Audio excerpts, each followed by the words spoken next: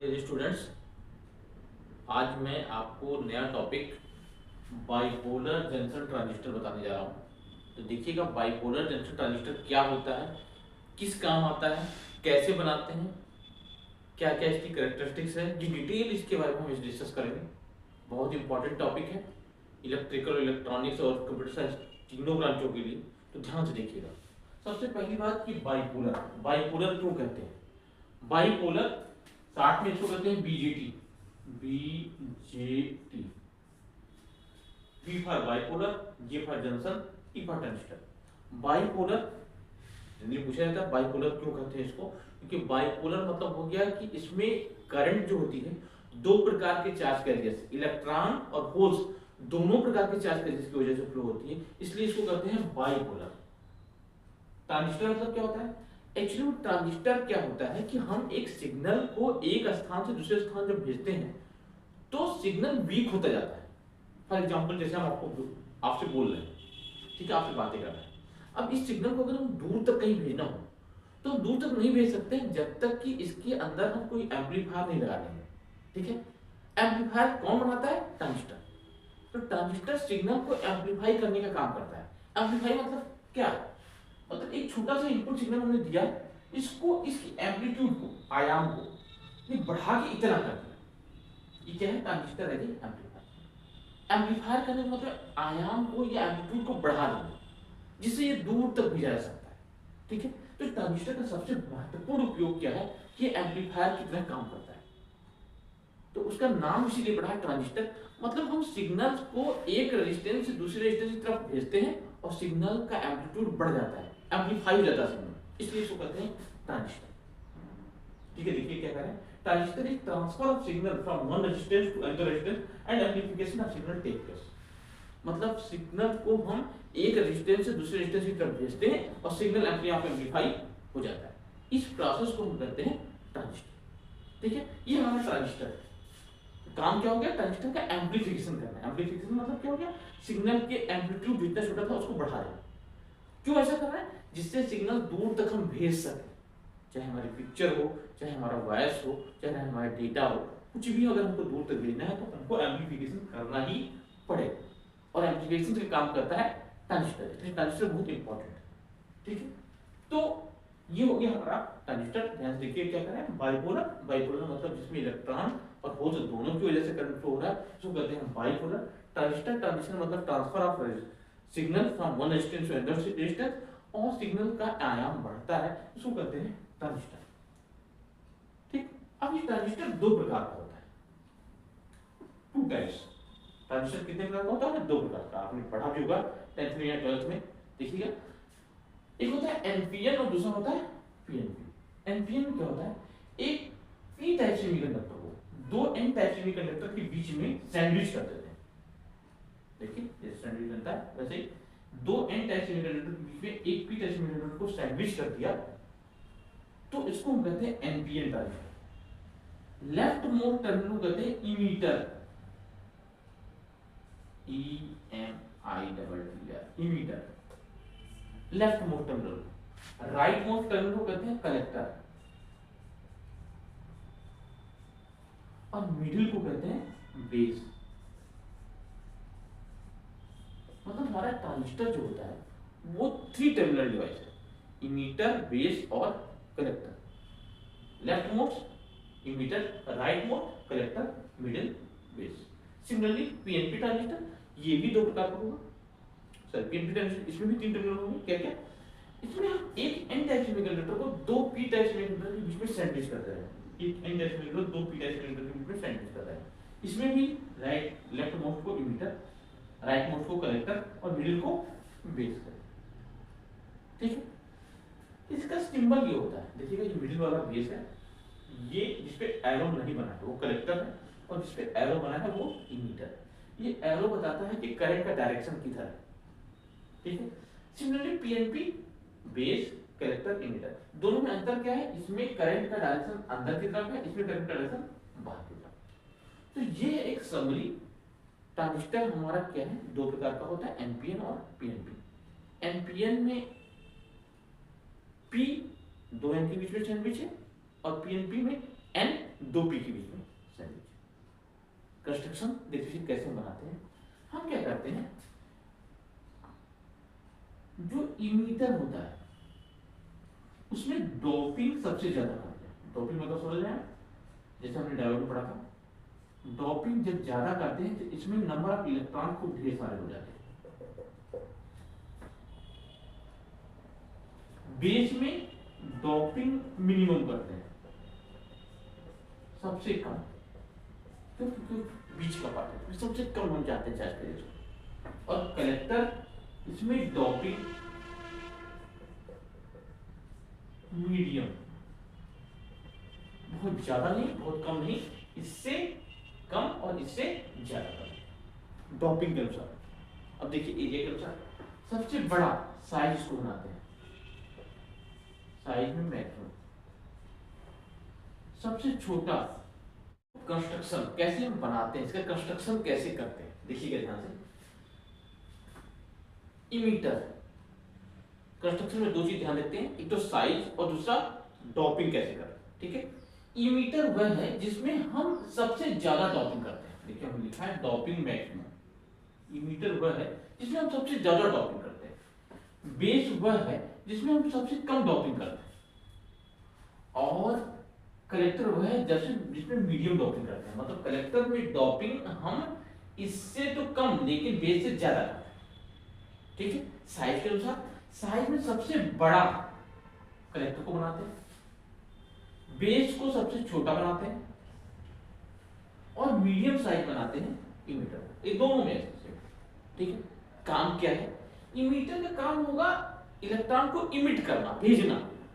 जितना number of electron ज्यादा जाएंगे उतनी ही करंट हमारी फ्लो करेगा। ठीक है, इसलिए यहां हम डॉपिंग सबसे ज्यादा किए। साइड में मीडियम क्यों बनाए, क्योंकि मीडियम बनाना ही हमको, बड़ा बनाने में कोई फायदा है नहीं इसको, और छोटा बनाएंगे तो प्रॉब्लम, नंबर ऑफ चार्ज इसमें ज्यादा है। इसीलिए हम इसमें डॉपिंग मैक्सिमम ये है और साइज मीडियम रखें। क्यों, क्योंकि हमको इलेक्ट्रॉन को भेजना है। अब कम टू ये बेस को सबसे छोटा क्यों बनाए, क्योंकि हम चाहते हैं मैक्सिमम से मैक्सिमम इलेक्ट्रॉन यहां से निकले और सीधे कहां पहुंच जाए, कलेक्टर में, बेस के पास ना जाए। ठीक है, इसलिए इसमें एरिया भी कम बनाए और डॉपिंग भी कम की है, क्योंकि चार्ज चार्जेस कम रहेंगे तो इंटरेक्शन भी कम होगा। ठीक है, तो यहां लॉसेस कम होगा, इसलिए इसको सबसे छोटा बनाया। अब कलेक्टर को बड़ा क्यों बनाया, क्योंकि सारे इलेक्ट्रॉन आके वहीं कलेक्ट होंगे। जहां कलेक्ट होंगे वहां हीट डिसिपेट होगी, हीट जनरेट होगी, और हीट जनरेट होने पे वो बर्न कर सकता है। उसको बड़ा बना दिए कि आराम से हीट लॉस हो जाए, कोई नुकसान ना हो, इसलिए इसको बड़ा बनाते हैं। डॉपिंग मीडियम क्यों करते हैं, क्योंकि यहाँ बहुत ज्यादा इलेक्ट्रॉन होल्स की हमको जरूरत नहीं, इसीलिए हम फिर डॉपिंग मीडियम करते हैं। जरूरत है लेकिन बहुत ज्यादा नहीं, इसलिए कंपनी में ज्यादा है। सबसे ज्यादा इंपॉर्टेंट क्या है, इमीटर। सारा करंट का रिस्पांसिबल कौन होता है, इमीटर। इसलिए इमीटर में ही सारी करंट को कराना, इसलिए इमीटर को हमने सबसे ज्यादा डॉपिंग किया। बेस मीडियम बनाया, एकदम छोटा बनाया, क्योंकि इसमें कम से कम हमारा इलेक्ट्रॉन इंटरेक्ट करे जो इलेक्ट्रॉन यहाँ जा रहे हैं। और कलेक्टर को बड़ा बनाया क्योंकि सारे इलेक्ट्रॉन यहीं पे कलेक्ट हो रहे हैं, तो इस बात का ध्यान रखें। तो यही जो काम हम कंस्ट्रक्शन यहाँ कर रहे हैं एनपीएन में, वही काम हम पीएनपी कर रहे हैं। यहाँ इमीटर में सबसे ज्यादा डॉपिंग, बेस में सबसे कम डॉपिंग, कलेक्टर में मीडियम डॉपिंग, एरिया में सबसे बड़ा कलेक्टर देखिए हमने बनाया भी, सबसे छोटा बेस और मीडियम साइज इमीटर। तो चाहे एनपीएन ट्रांजिस्टर हो या पीएनपी ट्रांजिस्टर हो, कंस्ट्रक्शन हम ऐसे करते हैं। ठीक है बच्चों, नंबर 2 वर्किंग। हम वर्किंग देखेंगे कैसे हम वर्किंग कराते हैं। ठीक, मोड ऑफ ऑपरेशन, ट्रांजिस्टर किस प्रकार से काम करता है। अगर आप ट्रांजिस्टर को देखें, ये ट्रांजिस्टर है हमारा एनपीएन ट्रांजिस्टर। इस एन और पी के बीच में देख रहे हैं एक जंक्शन बना है, क्योंकि ये इमीटर है ये बेस है, इसलिए हम इस जंक्शन को कहते हैं emitter base junction, EB junction. Similarly ये बेस है और ये कलेक्टर है, इसलिए इसके बीच में एक जंक्शन बना है, इसको कहते हैं कलेक्टर बेस जंक्शन।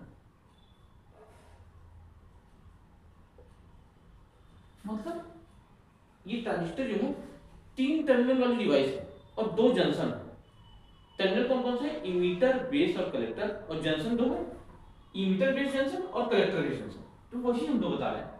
ये कह रहे हैं अगर इमीटर बेस जंक्शन को फॉरवर्ड बेस कर दे और कलेक्टर बेस को रिवर्स बेस कर दे, तो जिस मोड में ट्रांजिस्टर काम करता है उसको कहते हैं एक्टिव मोड, और हमको ये एम्पलीफायर की तरह यूज में लाया जाता है। मतलब अगर हमको कभी एम्पलीफायर के रूप में काम करना है तो हमको इमीटर बेस्ड जंक्शन को फॉरवर्ड बायस करना होगा और कलेक्टर बेस्ड जंक्शन को रिवर्स बायस करना होगा।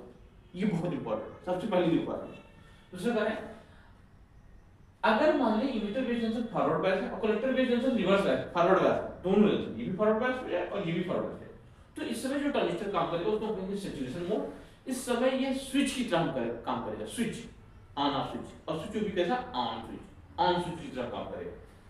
अगर emitter based junction reverse bias और ये भी रिवर्स बायस है तो इस मोड में जो काम करेगा वो कट ऑफ मोड, कोई करंट फ्लो नहीं करेगी, इसमें कोई काम नहीं होगा, इसे कहते हैं नो ऑपरेशन, कोई काम नहीं कर रहा है ट्रांजिस्टर। थर्ड, अगर रिवर्स बायस और फॉरवर्ड बायस हो जाए तो इसको कहते हैं इन्वर्टेड मोड, इसका कोई यूज नहीं होता है। तो बच्चों हम पढ़ रहे हैं ट्रांजिस्टर एज एम्पलीफायर, हमको पढ़ना क्या है, ट्रांजिस्टर एम्पलीफायर। तो हमको पहला ऑप्शन हमेशा लेके चलना है, इमीटर बेस्ड जंक्शन को फॉरवर्ड बायस और कलेक्टर बेस्ड जंक्शन को reverse bias. Forward bias reverse मतलब आपको बताया था जंक्शन डायोड में। अगर पी टाइप सेमीकंडक्टर को बैटरी के पॉजिटिव से और एन को टाइप को बैटरी के नेगेटिव से जोड़ दें तो हम कहते हैं फॉरवर्ड बायस में। ये इसको उल्टा, अगर पी को नेगेटिव से और एन को पॉजिटिव से जोड़ दें तो ये रिवर्स बायस।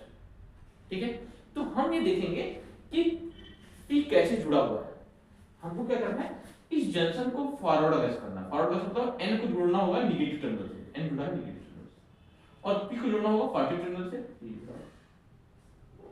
ये क्या हो गया, पी फॉरवर्ड बायस करना है, किसको, इसको, इतने पार्ट को ये क्या करना है, फॉरवर्ड बायस करना है। ठीक, कह रहा है कलेक्टर बेस्ड जंक्शन को रिवर्स बायस, मतलब इस जंक्शन को हमको रिवर्स बायस करना है, मतलब पी को जोड़ना होगा नेगेटिव से और एन को जोड़ना होगा पॉजिटिव से। ये क्या कर रहा है, रिवर्स बायस। ये जंक्शन इतना पार्ट हो गया, ये रिवर्स बायस, रिक्वायरमेंट फुलफिल हो गया, एम्पलीफायर की तरह काम करना है। अब हम इसकी वर्किंग पढ़ने जा रहे हैं, देखिएगा ध्यान से। एक तरफ ये फॉरवर्ड बायस है और एक तरफ ये रिवर्स बायस है। आपको बताया था रिवर्स बायस में कोई करंट नहीं फ्लो होती है, एक हल्की सी करंट, लीकेज करंट फ्लो होती है। ठीक है, दिखाया था आपको यही करना। ठीक है, यही करके बनाया था जब फ्री इंजेक्शन डायोड का, तो आपको दिखाया था ये फॉरवर्ड बायस में तो बढ़ता है वी और यू, लेकिन रिवर्स बायस में एक हल्की सी करंट फ्लो होती है, और हमने कहा था ये फिक्स है, इसको कहते हैं ICU, that is leakage current, मतलब लीक कर रही है, हल्की सी कहीं लीक कर रही है, कोई करंट नहीं फ्लो हो रहा, बहुत हल्की करंट फ्लो हो रही है। ठीक है, बहुत हल्की करंट फ्लो हो रही है, इसका कोई इफेक्ट नहीं है, लेकिन हम इसको काउंट करेंगे। क्या हम लिखते हैं लीकेज करंट को, आईसीओ, कहीं आईसीओ लिखा है तो समझिएगा ये लीकेज करंट है, रिवर्स बायस के कारण फ्लो हो रही है। ठीक है, ध्यान से देखिए बच्चों। अभी कहें, मान लिया यहाँ देखिए हमने डॉपिंग सबसे ज्यादा की थी, मान लिया यहाँ 100 इलेक्ट्रॉन और यहाँ क्या है 20 होल्स, क्योंकि इसमें डॉपिंग कब से कम की थी। यहाँ क्या है, मीडियम किया था 80 इलेक्ट्रॉन। अब देखिए हम कैसे करेंगे तो क्या होगा, जैसे हमने इस बैटरी को लगाया तुरंत ये नेगेटिव पहुंचा और ये पॉजिटिव, ये फॉरवर्ड बायस हो गया, 100 के 100 इलेक्ट्रॉन इधर की तरफ जाना शुरू कर दिया। ठीक, 100 के 100 होना शुरू कर दिया और 20 इधर होना शुरू कर दिया। तो 20 और ये 100 आपस में टक्कर की, जिसके कारण करंट फ्लो की, अगर इलेक्ट्रॉन इधर भाग रहा है तो करंट फ्लो क्यों किधर फ्लो करेगा, आई इधर बाहर की तरफ, क्योंकि इलेक्ट्रॉन इधर जा रहा है, करंट बाहर। 20 तो इसके साथ इंटरैक्ट कर रही है, जिसके कारण करंट फ्लो किया कि आई और आई देखिएगा होल्स की डायरेक्शन फ्लो होता है तो करंट इधर की तरफ फ्लो होगी, आई। और 80 के 80 इलेक्ट्रॉन जो थे सीधे कहां पहुंच गए, यहाँ ऑलरेडी स्थित है, यहाँ पहुंचते ही ये तो पॉजिटिव, इसने अपनी तरफ खींचा उसको, तो करंट इधर फ्लो करने लगा, इलेक्ट्रॉन इधर जाने शुरू कर दिया। जब इधर जा रहे हैं तो करंट इधर फ्लो करना शुरू कर दिया। ये इमीटर था इसलिए आई लिखा, ये बेस था इसलिए आई लिखा, ये कलेक्टर था इसलिए आई लिखा। मतलब इस बैटरी की वजह से ये तीन करंट फ्लो की, आई, आईबी और आईसी। आई बाहर की तरफ, आईबी अंदर की तरफ, आईसी भी अंदर की तरफ। लेकिन इस बैटरी के कारण देखिए, इस बैटरी के कारण भी करंट फ्लो करेगी, क्या है आईसीयू, क्यों, क्योंकि ये रिवर्स कर रहा है, रिवर्स के कारण भी करंट फ्लो करेगी। तो एक तो इक्वेशन बना I equal to IC plus I, क्यों, outgoing current equal to incoming current, जो बाहर वाली करंट है बाहर जा रही है वो अंदर वाली करंट के जोड़ के बराबर होता है, ठीक है। अब आप देखिए जो आईसी, ये आईसी, ये दो करंट से मिलकर बना है। एक तो 100 की 100 यहां नहीं पहुंचे, थोड़े से पार्ट 80 पहुंची, 80 की वजह से बना है। हम देखेंगे this is fraction part of I, plus इसमें एक करंट और फ्लो है आईसीओ, प्लस लीकेज करंट, ठीक है। तो सबसे बड़ी करंट क्या हुई आई, उसके बाद क्या है आईसी, और आई सबसे छोटी करंट हुई। तो ये वर्किंग है। अगर वर्किंग लिखने को आएगा तो आप देखिएगा यहाँ एग्जांपल ग्रुप में लिखा है कि मान लिया है 100 इलेक्ट्रॉन है, 100 के 100 जब इस बैटरी के बी की वजह से 100 के 100 इलेक्ट्रॉन पुश किए गए, इमिट किए गए। जब इमिट कर रहे हैं तो 20 इलेक्ट्रॉन होल्स से टकरा रहा है, जिसके कारण करंट आई और आई भी फ्लो कर रही है, और 80 के 80 इलेक्ट्रॉन यहाँ पहुंच गए सीधे, ठीक है। तो ये आई जो है वो 100 इलेक्ट्रॉन की करंट फ्लो हो रही है, 100, क्योंकि 100 जा रही है, आई भी 20 की वजह से फ्लो हो रही है। जब यहां पहुंचे तो ये देखिए कि सारे के सारे इधर कलेक्ट किए गए, तो आईसी फ्लो की आईसी कलेक्ट, लेकिन इस बैटरी के कारण एक करंट फ्लो करी जिसको कहते हैं लीकेज करंट आईसीओ। तो इन्होंने कहा ये जो 100 की वजह से थी उसके कारण आई इक्वल टू आईसी प्लस आई, लेकिन इस बैटरी की वजह से, मतलब ये जो है वो इस बैटरी करंट, इस बैटरी की वजह से करंट फ्लो हो रही है, जिसके कारण करंट आईसीओ फ्लो हो रही है। और आईसीओ जो है वो आईसी से मिलकर बना हुआ है। आईसी इक्वल टू क्या है, अल्फा आई मतलब fraction part of I plus ICO, ये लीकेज करंट से मिलकर बना है। तो इस तरीके से ये वर्किंग हमारी, ठीक है बच्चों, ध्यान से देखिएगा इसको, और सब कुछ समझ में नहीं आया तो जरूर बताइएगा। ये हमारा ट्रांजिस्टर की वर्किंग, दोबारा देख लीजिएगा। वर्किंग में हमको दिखाना है इमिटर रेजिस्टेंस को फॉरवर्ड बायस, कलेक्टर रेजिस्टेंस को रिवर्स बायस। मान लिया यहाँ 100 इलेक्ट्रॉन है, जब इस बैटरी को लगाया तो 100 पुश किए गए, 20 इसके साथ इंटरैक्ट किए, तो जब 100 पुश किए बाहर निकले तो 100 की वजह से करंट फ्लो की आई, अब 20 इसके साथ इंटरैक्ट किए तो 20 की वजह से फ्लो करंट की आई भी। लेकिन जब 80 यहाँ पहुंचे तो 80 यहाँ से सेलेक्ट किया गया, 80 की 80 में चले आए, वो फ्लो किया आईसी, ठीक है। अब आईसी करंट एक और करंट की वजह, आईसी में एक करंट और फ्लो कर रहा है, वो क्या है, लीकेज करंट आईसीओ। तो अगर आईसी करंट देखिए तो एक तो ये वाली करंट जो 20 80 पहुंचे थे वो है alpha I, fraction of I, plus इस battery current leakage current flow ICO का। तो ये हमारा इक्वेशन है, ये हमारा क्लियर बच्चों, okay, thank you my dear students. तो हम बीजेटी पढ़ रहे हैं, और बीजेटी में हमने देखा वर्किंग ऑफ ट्रांजिस्टर। ट्रांजिस्टर की वर्किंग एनपीएन ले लें या पीएनपी ले लें, सेम टाइप की वर्किंग होती है। बस एनपीएन में इमीटर जो होता है एन टाइप सेमीकंडक्टर की वजह से होता है, तो वहां पे करंट जो फ्लो हो रही है due to majority current due to electron flow हो रही है। जबकि पीएनपी ट्रांजिस्टर में मेजॉरिटी करंट होल्स की वजह से फ्लो हो रही है, क्योंकि इमीटर जो है वहां बना हुआ है पी टाइप सेमीकंडक्टर से, ठीक है। तो बाकी चीजें एकदम क्लियर है, आपको दिखाया था जैसे एनपीएन ट्रांजिस्टर की वर्किंग दिखाया था वैसे आप पीएनपी ट्रांजिस्टर की वर्किंग भी देख सकते हैं। हमारा इक्वेशन जो आया था I equal to IC plus IB, emitter current equal to collector current plus base current, ये भी एकदम सेम रहता है, कहीं कोई चेंज नहीं होता है। क्लियर बच्चों? तो हम आ रहे हैं आगे ट्रांजिस्टर कॉन्फ़िगरेशन पे, बाइपोलर जंक्शन ट्रांजिस्टर के कॉन्फ़िगरेशन पे। क्यों? क्योंकि हमको इनपुट और आउटपुट कैरेक्टरिस्टिक्स देखना है, और हमको ये जानना है कि ये कैरेक्टरिस्टिक्स कैसे बनता है। तो आप देखिए, आपको बताया था कि हमारा जो बीजेटी होता है उसमें 3 टर्मिनल थे, बेस, इमीटर, कलेक्टर, और 2 जंक्शन थे, इमीटर बेस जंक्शन और कलेक्टर बेस जंक्शन, ठीक है। तो अगर आपसे कोई पूछे कि बीजेटी में कितने टर्मिनल की डिवाइस है, तो आप कहेंगे 3 टर्मिनल, इमीटर, बेस और कलेक्टर, और जंक्शन कितने हैं? 2 जंक्शन, इमीटर बेस जंक्शन और कलेक्टर बेस जंक्शन, ठीक है। क्योंकि 3 टर्मिनल है, 3 टर्मिनल, ठीक है। और हमको देना होता है इनपुट 2 टर्मिनल से और 2 आउटपुट, ऐसे हम इनपुट देते हैं, 2 टर्मिनल इनपुट पे चाहिए और 2 टर्मिनल आउटपुट पे चाहिए, तो हमको टोटल 4 चाहिए, जबकि उसके पास टांगे कितनी है? 3, ठीक है। तो दिक्कत यहां आ रही है कि हम कैसे इनपुट दें, कैसे आउटपुट दें। ले, इनपुट देने के लिए 2 टर्मिनल चाहिए, आउटपुट देने के लिए 2 टर्मिनल चाहिए, टोटल हमको चाहिए 4, जबकि इसके पास है 3 टर्मिनल। तो हम क्या करते हैं, एक किसी टर्मिनल को कॉमन कर देते हैं इनपुट और आउटपुट पे, और जिस टर्मिनल को कॉमन करते हैं उसको ग्राउंड भी कर देते हैं। जैसे एग्जांपल देख रहे हैं, देखिएगा, ये आपको बीच का टर्मिनल होता है बेस, ये जिसपे एरो बना होता है इमीटर, और जो दूसरा लास्ट वाला टर्मिनल होता है वो कलेक्टर। अब देखिए अगर हम अरेंजमेंट ऐसा ले तो इनपुट यहां देंगे और आउटपुट यहां से लेंगे, ठीक है। इनपुट किसी किसके बीच में दे रहे हैं, इमीटर और बेस के बीच में, इमीटर और बेस के बीच में हम क्या ले रहे हैं, इनपुट, देख रहे हैं, इनपुट इमीटर और बेस के बीच में। आउटपुट कहां से ले रहे हैं, कलेक्टर और बेस के बीच में आउटपुट। तो इन दोनों चीज में कॉमन क्या है, बेस, देख रहे हैं कॉमन क्या है, बेस, ये बेस, ये कॉमन, और आपको बताया जो कॉमन है वो ग्राउंडेड भी है, इसलिए ये कॉन्फ़िगरेशन का हमने नाम दिया है कॉमन बेस कॉन्फ़िगरेशन।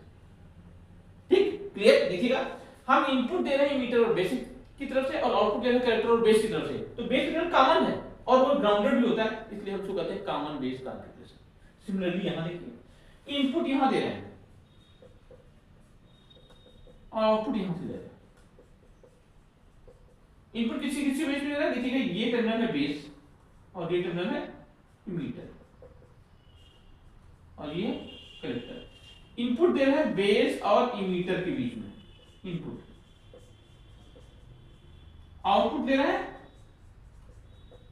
कलेक्टर और इमीटर के बीच में। कॉमन क्या है, emitter, so this is common emitter configuration. यहां देख इनपुट यहां से और आउटपुट यहां से, इनपुट दे रहा है बेस और कलेक्टर के बीच में, आउटपुट ले रहे हैं इमीटर और कलेक्टर के बीच में। कॉमन क्या है, कलेक्टर, तो दिस इज कॉमन कलेक्टर का, सही कर लीजिएगा, ये कलेक्टर, कॉमन कलेक्टर का, इमीटर तो यहां दिखाइए, कॉमन कलेक्टर। तो ये मतलब अगर आपको कॉन्फ़िगरेशन पूछे तो कॉन्फ़िगरेशन क्यों पढ़ रहे हैं, क्योंकि हमको कभी भी किसी डिवाइस में किसी भी इनपुट जब देना होता है तो दो टर्मिनल से इनपुट देते हैं, दो टर्मिनल से आउटपुट देते हैं, लेकिन इस ट्रांजिस्टर में सिर्फ तीन ही टर्मिनल है, तो हमने क्या किया, एक टर्मिनल को कॉमन कर दिया, एक दो टर्मिनल के बीच में इनपुट लिया, दो टर्मिनल के बीच में आउटपुट लिया और उसको हम लिख दिया कॉमन कॉन्फ़िगरेशन। तो जैसे यहां देख लीजिएगा ये कॉमन बेस कॉन्फ़िगरेशन, ये कॉमन इमीटर कॉन्फ़िगरेशन, ये कॉमन कलेक्टर कॉन्फ़िगरेशन। क्लियर बच्चों। तो इस तरीके से common emitter, common base, common collector